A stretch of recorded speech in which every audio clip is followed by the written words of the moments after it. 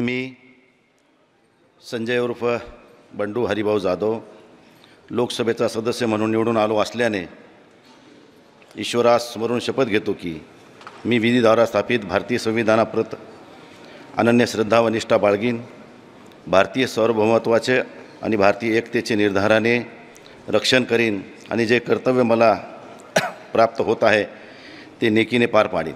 धन्यवाद. जय हिंद, जय महाराष्ट्र, जय भीम.